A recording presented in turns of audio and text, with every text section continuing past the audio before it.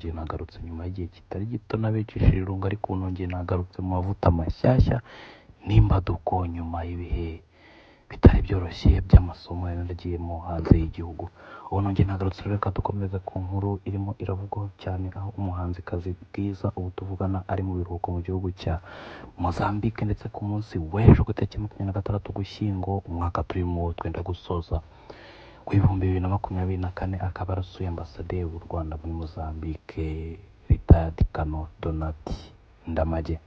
Mu butumwa yageneye igitangazamakuru cya Bwakeye TV News, Bwiza yavuze ko yishimiye kwakirwa na ambasaderi, ndetse ahamya ko yishimiye umushinga we w'igiti mu rugo, aho uwo mushinga amaze no kuwutangiza hano mu gihugu cyacu cy'u Rwanda, aho ateganya gutera ibiti 200,000 biribwa mu rwego rwo kurengera ibidukikije ndetse akanarwanya imirire mibi mu miryango.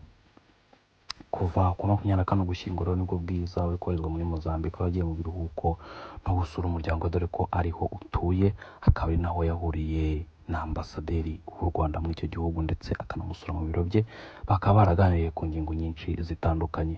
Mu butumwa bwe Bwiza agira ati byari iby'agaciro kwakirwa na ambasaderi w'igihugu cy'u Rwanda mu gihugu cya Mozambique, ambasaderi Colonel Rtd Donati Ndamage mu biro bye i Maputo. Akaba avuga ati nashimiye cyane umushinga we wa ambasaderi w'igihugu cy'u Rwanda muri Mozambique, aho avuga ko yashimye umushinga wa Bwiza w'igiti mu rugo n'ubufasha yamwijeje ko azabumuha ku banyarwanda batuye mu gihugu cya Mozambique.